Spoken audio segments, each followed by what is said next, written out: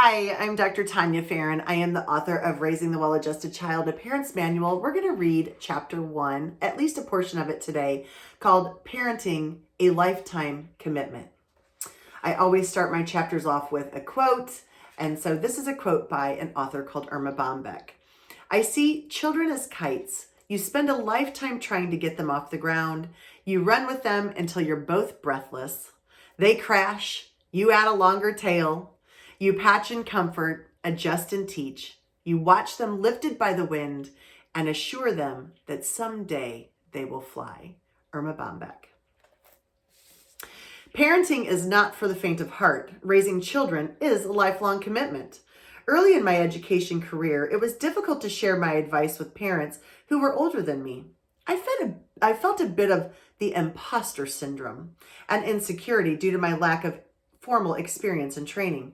However, I did know enough to notice that when children were struggling and when changes needed to be made, then I could seek advice from my peers to help remedy the situation. Later on in my career, I became more secure as an educator and realized that I did have that expertise and knowledge to share with parents. In my 25 plus years of education, I have worked with thousands of children and parents. I don't pretend to understand what it's like to be a single parent, a parent of an adopted child, or other scenarios like that. But I do know that I have loved working in this field, and I've loved being a mom. I have cried, I have worried at times, I have been angered by my work both personally and professionally. However, I do know one thing for certain, which is that there is not a single child who has crossed my path that I didn't wholeheartedly care for and love. As I began writing this book, I started singing Whitney Houston's song, The Greatest Love of All, as I was walking through the house.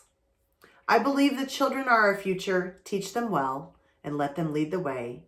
Show them all the beauty they possess inside. Whitney Houston.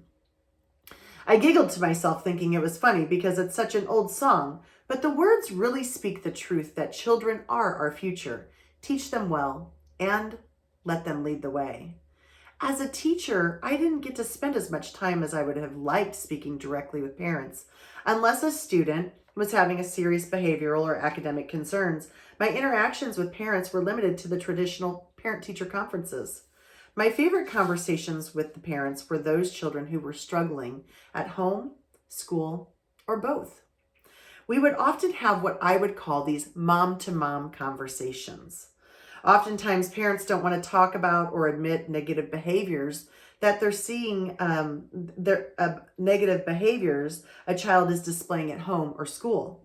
We collectively try to keep the image of our home life pristine and perfect, as if none of us have ever struggled with parenting our children. We try to portray the facade of this spotless home filled with well-behaved children. Images on social media portraying new moms looking beautiful, well-rested, and handling motherhood stress-free. But I think we can all admit, at least to ourselves, that this is not the reality of parenthood. Parenting is messy, hard, confusing, stressful, exhausting, and amazing. We all have scenarios in which we need additional help with our child. For example, your kiddo may have difficulty following directions or sharing with classmates. They may have a hard time in certain social settings like school or church. And I'm here to arm you with some strategies that you need to navigate all these scenarios and more.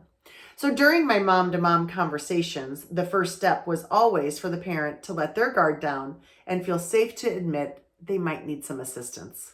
Then we would just get real, and that was the best. It was important for me to have these conversations with parents because I genuinely cared about the well-being of their child. I wanted to help them correct their behaviors and be set free from the stress of the situation.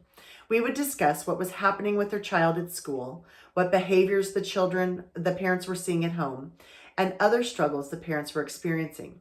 I focused my efforts on truthfully sharing what behaviors I was observing at school, and we would work together to find a solution that would be effective for the child, for the parent, and for school.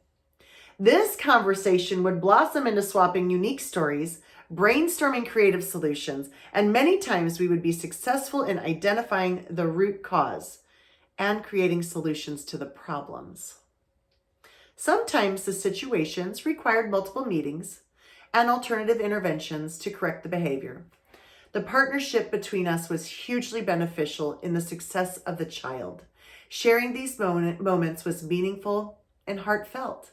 However, it does take time to develop the comfortability and confidence to have honest conversations with parents. In order to begin this work, I would first build trust with the family and the child. Once the trust was established, I would attempt to identify the root of the problem and develop solutions. When all parties felt that they were on the same page, we would begin to make an improvement in the child's behavior. Keep in mind that parents are not perfect. It takes courage to ask for help. It takes bravery to identify the challenges that are arising with their child. It can be upsetting and scary for both the parent and the child. It was and still is amazing to see these strategies work. When a parent implements and maintains an effective structure or routine, when they see positive results where behaviors were corrected, celebrating a child's successes with their parent was always an incredible, meaningful experience. It is a beautiful thing to watch everyone come together for the sake of the child. In turn, the child sees the love and care these individuals have for them. The child can relish in their successes and be proud of the work that they have done too. Get my next page. So then I go into the next section of how the book is broke down. It's broke down into the early years, the elementary years, and the teen years. The early years are birth to age 5. The elementary years are ages 5 to 12, and the teen years are ages 13 to 18. And so the rest of this chapter goes through and talks about, some things to expect about that. And we'll come back to that another time. I'll grab some different ones for you to hear from. But that's just the beginning. Chapter 1, Parenting is a Lifetime Commitment, Raising the Well-Adjusted Child, A Parent's Manual, by me, Dr. Tania Farran. I hope you're enjoying hearing the reading of this book. I appreciate you for listening and for being a part of this parent-to-parent journey with me. Thank you so much. Have a great rest of your day.